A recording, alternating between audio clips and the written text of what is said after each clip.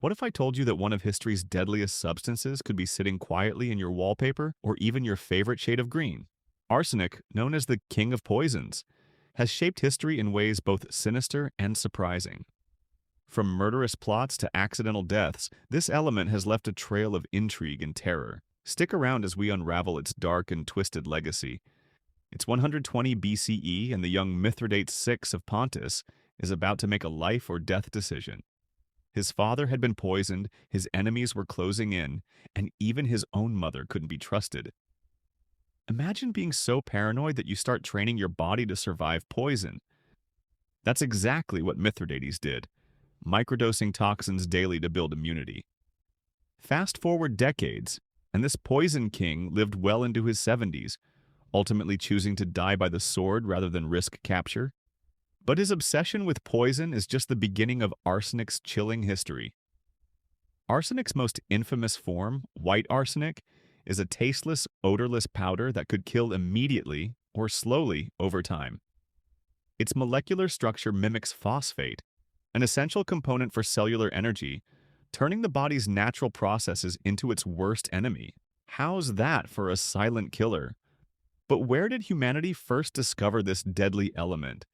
And how did it become the weapon of choice for assassins across centuries? Let's dive deeper. Arsenic's deadly reputation began to solidify in ancient times.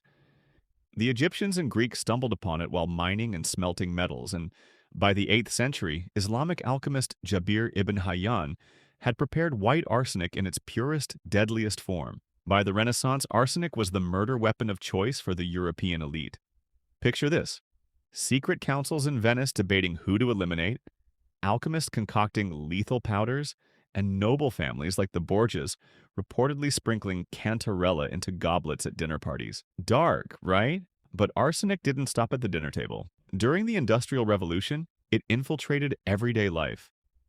Cheap and abundant, it was sold as a pest killer and ended up in everything: wallpaper, toys, even food coloring. The infamous Scheele's green, a copper arsenic pigment, became a sensation. Little did people know it was slowly poisoning them. Imagine redecorating your home and thinking, wow, this green really kills. Oh wait, it actually does. By the late 1800s, over 80% of English wallpaper contained arsenic. Death by interior design. What a way to go. But as arsenic's reach expanded, so did the cunning of its users. What happens when science catches up with murder? Let's find out. In the 19th century, arsenic poisoning became so rampant that forensic science had to step in. Enter chemist James Marsh. When a man was accused of poisoning his grandfather's coffee, Marsh developed a groundbreaking test to prove arsenic's presence.